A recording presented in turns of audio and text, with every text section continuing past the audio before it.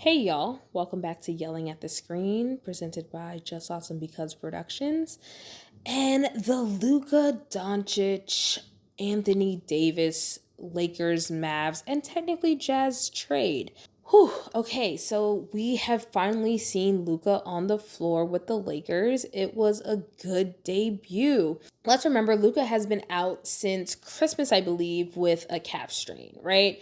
And I actually really respect the Lakers because even though everything was said and done with the deal, he technically could. I think he's missed about 3 games since he's technically been on the Lakers roster.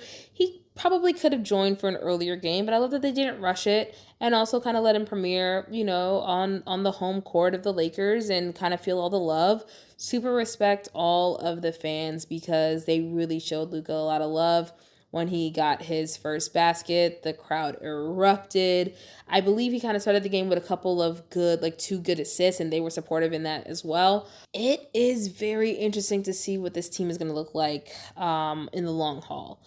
Luka is, I think, a little bit of a dream for LeBron in a weird way. So, the only time that they played together is for All-Star games. And as we know, and I know they're trying to fix it and make it better for All-Star games, it's kind of like the like shoot and giggle equivalent for basketball. I'm one to agree with Kobe Bryant in saying that one of the allures of the All-Star team is to see the best player on your favorite team play with or against the best players of the other favorite team, so the entire roster are best players, and seeing that that competition at a high level. And it's really gone away from that. I think the fun alley hoops are cool in my personal opinion, and this is not to kind of be like, oh, this is what the All-Star game should be. In my personal opinion, I think it'd be really cool if the first half is you guys do all the things you want to do, and that's, guards doing dunks that they don't usually do, bigs doing the step back 3 that they don't usually do. Like, have all the fun on a basketball court, because I think it's important to kind of have that like childlike, excitement that you see these guys have. And then I think as a crowd, you can see some of your favorite players doing things that they don't usually do, or even doing things that they usually do very well, but in a low pressure environment. I kind of feel like the first half should just be that. It should just fun basketball. You don't really take defense too seriously, but I don't think you should just like pass the ball and let the guy run past you like they do now. But I just think it's like you're not looking to foul, but you still like bodying up a little bit, And then I kind of feel like the second half of the All-Star game should be full on, I'm here to beat you. You are not getting past me. You're not scoring on me. I'm going to take it into the paint and shove it into the basket. And like barbecue chicken, like I want that level of fierce competition for the second half. There's a new format this year, so we'll see if we kind of get something closer to that. But either way, LeBron and Luka. I mentioned All-Star game because that's the only time that they played together. It's probably, I think, over 3 or 4 All-Star games when they were doing like the team captains and you get to pick your own team, which I wish they would bring back because I thought it was absolutely hilarious. It was really cool to kind of see, one, how players evaluate who and what they need on their team, and then also the kind of like, the relationships that are kind of put on display. If we kind of remember that year with Katie and Harden after they all left Brooklyn, and yeah. Yeah, so I wish we were kind of bring back the team captain picks teams kind of thing, because it was really fun.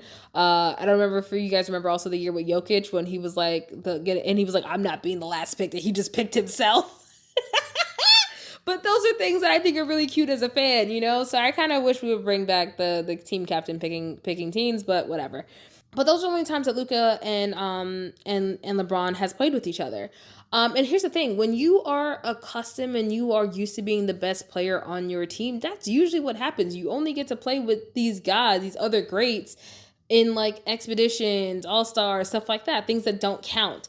So seeing LeBron James and Luka Doncic on this court at the same time, on the same team, was a sight to see. I think there's a lot to still be worked out. Like I said, Luka hasn't played in 2-ish months at this point, maybe coming up on 3.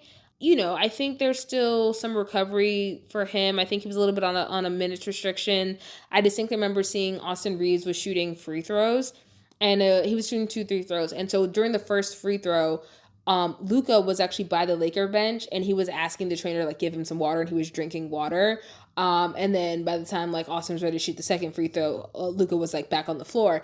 And so it's just little things like that. He hasn't been in a game in a little bit of a minute. And then also since his last game, his life has literally been turned upside down. So I think there's definitely some things to work out with. Now, here's the thing: JJ Redick is his first year coach of the Lakers. I really respect JJ. I've liked his basketball mind for a very long time, even from when he was a player. I really respected his basketball mind. And then I feel like when he was doing analysis and when he was doing commentating, I loved hearing his takes on certain things. I think he had a really, really great sense of the game. Obviously, him as a professional player, knowing very well how it really is on the court, how it really is in the locker room, what's really going down. And I think JJ also has the really cool perspective of he was not necessarily the star player on his teams, but he was a very solid go-to player. He was a walking three.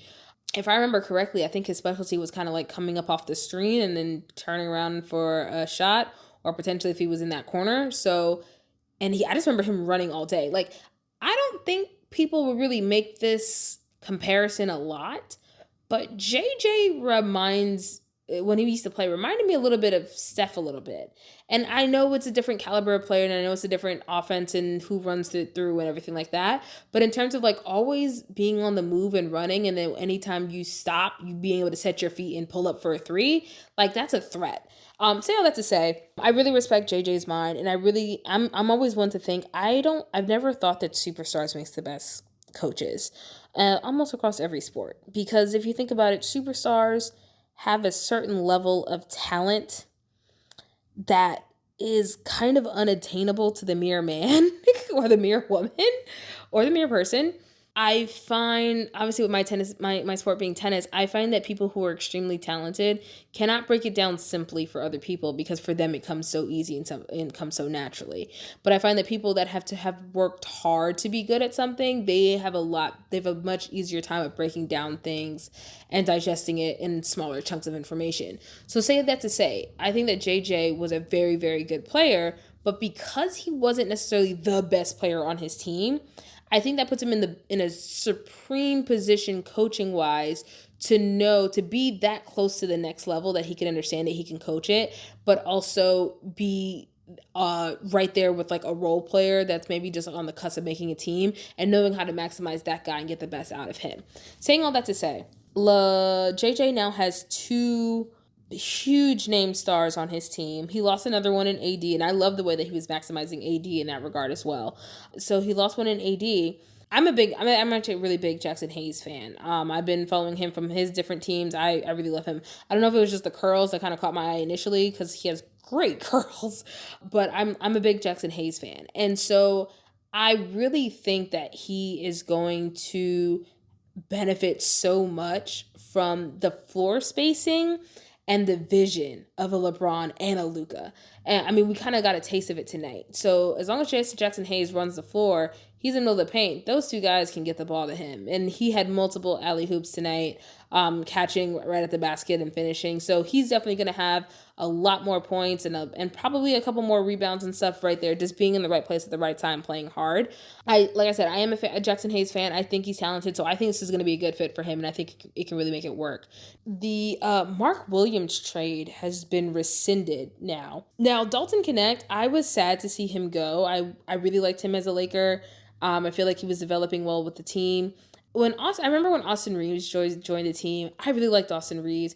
Again, I don't really watch college basketball too much, so I didn't know these guys in college. So I really get to see my first taste of them when they joined the league, right? So Dalton Connect, I liked. I thought he played well. I watched him in Summer League. I didn't used to watch Summer League, but now I think probably since lockdown, since 2020, I've been watching Summer League.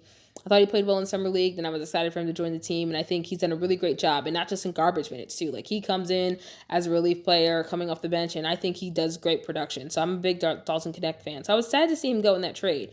Now that it's been rescinded, he's technically back on the Lakers roster. He did not play in the Luka debut, because I think it was kind of his traveling back and forth with being on one team and then being on another team and then being back to your original team.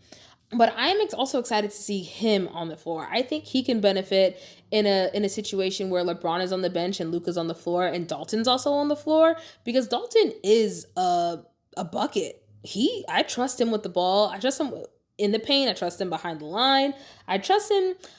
I wouldn't say I would give him the ball to kind of dribble and move and maneuver, but I have yet to see him have like a slew of turnovers with the ball in his hand. I think he's a smart basketball player and he plays the right way. So I'm actually excited to have Dalton back on the roster. Mark Williams, I will be very honest, I was not that familiar with him. I'm a LaMelo Ball fan. I think he's a pretty bit of a flashy player. He's fun to watch. I call him Baby Ball. I don't know if other people refer to him as that, but so I do watch the Hornets, but they've been plagued with a lot of injuries this season, and obviously with them being a smaller market team for the most part, with not the best record, they don't get as many national televised games as often. So usually when I do watch them, it's kind of in replay. But it's usually when they're playing other teams, and it's kind of rare that they win. So I'll be very honest, I have not seen Mark Williams play, or if I have, I don't recognize him by name. So the dimensions of him as a player, I definitely understood why they made the trade, and it makes sense, yada, yada, yada. Now that it's been rescinded, I think Jackson Hayes is a fantastic fit in the center position for them. I do think that they need another backup. I need to see who they're going to have potentially. I loved when JJ played Davis and Jackson on the court at the same time. It gave Davis a little bit of relief because we know, listen, even though he's forever and a foot tall, Anthony Davis does not like to play the center position. He rather plays the power forward position. And so when you have Jackson Hayes on the floor at the same time as AD, Jackson played the center and AD was able to play the four, and that was a little bit better of a combination for them. A couple times, I think because of injury or just rotation, whatever the case may be, when AD played the five, Jackson was his backup five. So say that to say, I think I've seen Jackson on enough teams to know that he's a good player, and I think whatever position you put him in, he's going to go in there and ball hard. I think you see in this particular setup and roster, which I don't think is complete yet because I think they're still doing a couple of moves. Technically, with Dalton and Cam Reddish coming back on the team and them not getting Mark Williams, they're probably going to try and look to do another situation to get another center, but we'll see how that all shakes out. But even as is, I think Jackson Hayes on the floor, listen, I think when he's there with the second unit, I think he plays more as a rebound cleanup guy. In terms of missed shots, the second unit usually tends to miss a little bit more shots. In terms of missed shots and putbacks versus when he is with those big name guys, they're not missing as much. They're actually creating space and plays for him. So I think when he's on the floor with like the LeBron and the Luka combination, I think he's going to get a lot more offensive minded type setups, and he's probably going to get a lot more points. And then I think if he's on the floor with the bench in the backup team, then he's going to get a lot more rebounds. Either way, I think that's a win for him as a player. I think as long as he stays healthy, the Lakers can do a lot with him because I think Jackson Hayes is a really good player. He's one of those guys, like, I don't know why, but like Jackson Hayes and like a Jericho Sims, those were two players that I was just like, I love these guys as basketball players, and I was kind of just hoping that they would kind of find a place that would really appreciate them so they can really ball out. Like I know it's kind of a random association, but I kind of always like Jericho Sims and Jackson Hayes were kind of two guys I was just like, man, I feel like they have a lot to offer, and I feel like if they just kind of get unlocked in the correct offense and defensive schemes, that they would kind of go crazy. So I'm happy for Jackson Hayes. I feel like in the end, this is a good place for him. This is a good home. The fans will treat him right. I think he can do a really good job. I actually can kind of see him being Jackson Hayes kind of being a little bit of like a JaVale McGee for the Lakers. Listen, I know JaVale has been on like Shaqtin' a Fool, but listen, a player or two in a game, whatever the case may be, to me, JaVale McGee was always a really good player. I think he came from like really great basketball stock. Like he had a good basketball mind. I think he played really good ball, smart ball. So yeah, I kind of can see Jackson Hayes as that kind of player for the Lakers, and I think he can be a really good fit. So it's very interesting to see what Pelinka's going to do in terms of another center. In my mind, as of right now, just because there's been so many roster changes, I can't think of who the backup center for the Lakers are. But I think the fact that I can't know their name on top of my head may be a little bit concerning. But yeah, we'll see how that all shakes up. I mean, this was kind of like the trade heard around the world in like the late midnight hour. it is set and done. I am an AD fan. I was a fan from him even when he was on the Pelicans, and I wish him the absolute best in Dallas. I mean, I'm the kind of person where like I'm a fan of players. Like I have my teams. So I've been a Laker fan since I was 3 years old. So I have the Lakers as my team. As a New Yorker, I'm also a Knicks fan. And so those are like my two teams. It's Lakers and Knicks. Those are my teams. But I'm a fan of basketball players. And so there's other players that I do keep track of and I do wish them the best and follow them around. Like for instance, like Steph Curry is another player that I'm really locked in on. Just for to set the record straight, because I get accused of being a bandwagon fan all the time and it's very irritating to me. I started keeping up with Steph because I went to St. John's University.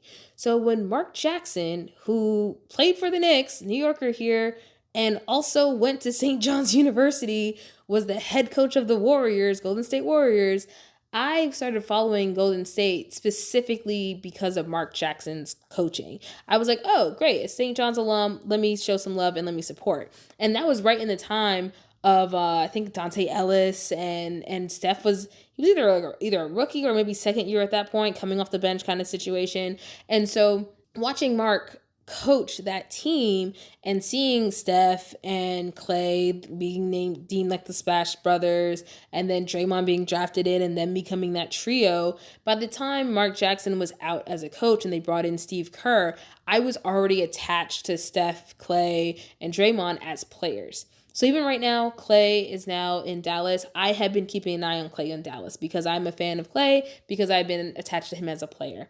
Same thing with Steph. So I keep an eye on Golden State because of Steph. And it's even funny because I feel like sometimes you get attached to certain players by association. So Brandon Pichemi, I feel like I may not have said his last name correctly, but Brandon from the Warriors, who is no longer a rookie. I think this may be his second, maybe third year now. I love this kid. He's lefty. He's crafty. He's a hard worker. I think he makes smart decisions. I love his release. Like I'm a fan of this kid. So for me, I mean, I hope the Warriors keep him because I think he's like it's not the same. It's definitely not the same. But I think they kind of found their new. Oh, that's so sad.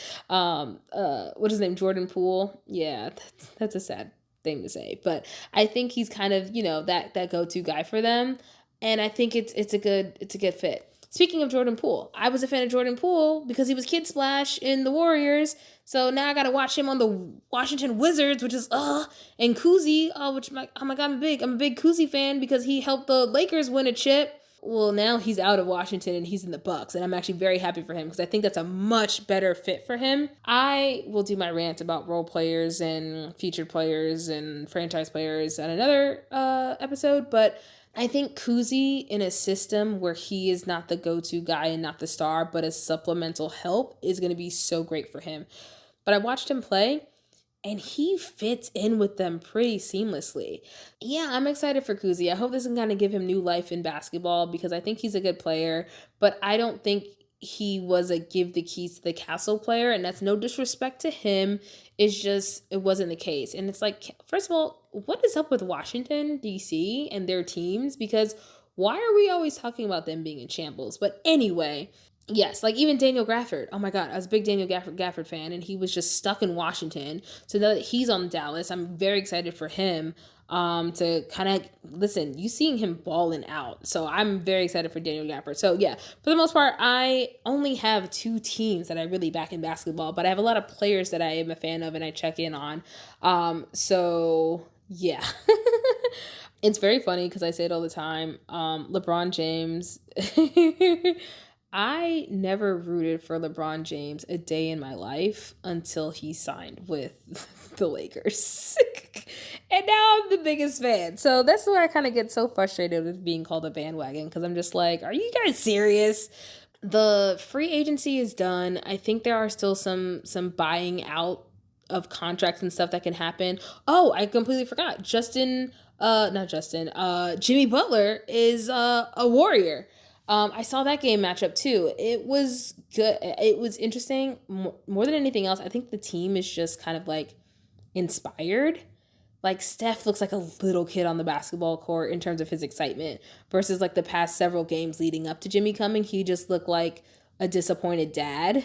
Like there's no, like, I hate to kind of make that association, but that's what it kind of looked like. So I was very unsure of the trade for Jimmy. But so far, seeing them play and seeing how it's working out for them, it's good. If nothing else, to just kind of get the instant jolt of like excitement, but also just like Jimmy plays in the paint, and it's very opposite of Steph, who we know plays on the perimeter, and of course we know Steph can finish under the basket and stuff like that. But still, I think Jimmy adds a level of space and also an offensive threat that allows Steph even more freedom. Like, there was multiple times I was watching and the defense is following Steph and Jimmy around, and it's leaving other players with wide open shots, right? And that's good for other players. Like, sometimes as a star player, your job is to just create space and opportunities for others. Now, y'all got to be on it and make your shots, right? But I think the spacing and the pacing is really good. Jimmy Buckets, of course, like, we call him Jimmy Buckets now, but he was known and he hung his hat on the defensive end of the floor. And so I think there was a lot of criticism in terms of like, Andrew Wiggins was a great defender. And so with that swap, what does that mean for them defensively? I'm like, did y'all forget that Buckets literally was a defender first? He had to learn how to shoot. So I'm not worried about them. I saw his matchup. Like, I saw Jimmy defending Dame Lillard and well. So I'm not concerned about it. I do have a little bit of concern of the age of some of the players on the Warriors, including Jimmy Buckets. And so I think injuries are probably the biggest concern. But I will say this. I think when you're playing with like that inspiration and togetherness, they can potentially hit a symmetry that means that they can maybe play a little bit less minutes. And I think a little bit less of the wear and tear on their body will be good. And Steve Kerr is one of those coaches where he doesn't run his guys into the ground, especially unnecessarily. So I think he'll be able to give them enough rest and stuff like that where they're not putting their body into any risk. That wasn't necessarily a directed sub at the Knicks and Tibbs, but a fact is a fact. But yeah, I think a lot of these trades were very, very interesting. Like, I saw, I think DeAndre Hunter on the Cavs. So he went from the Hawks to the Cavs, and it's like, bro, you got traded to like the number one team in the East. I forget if OKC or the Cavs are overall for the NBA, but either way, in the East, and it's just like, that's a good setup, dude. Like, you'll be good. It's a good fit for him. Like, they'll incorporate him well. So, good coaching staff. Yeah. So there's a lot of different moves in the NBA. We'll keep an eye on it. We will keep an eye on it. This, like I said, as a Laker fan, I kind of have the closest eye on the Luka situation, but I think it's gonna work out. I think the extra time is good for his calf. I think if he strains it again, they should consider like a full shutdown until he's fully healed. Because, strains, if you kind of just keep going, it's a little irritation, it's back, and then you're out again, and then so on and so forth. You kind of got to let it heal and then do what you got to do. But, they took their time. They felt like he was good. He should know his body. If nothing else, the criticism of why we were able to get him, LeBron James is very seasoned. And through all of the seasons that he's played in the NBA, the level of body physicality has always been of a high standard. So if you don't think that that's going to rub off on his teammates, I think it absolutely will. So I'm not concerned about the comments on his conditioning.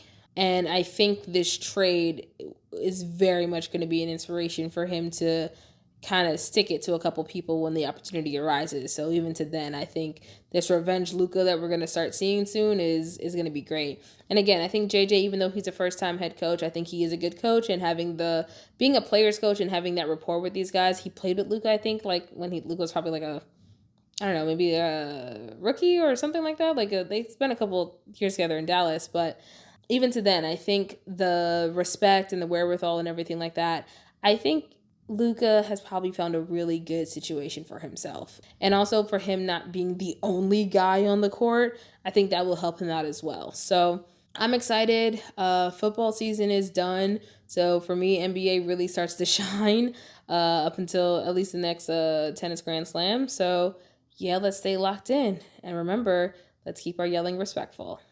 Bye.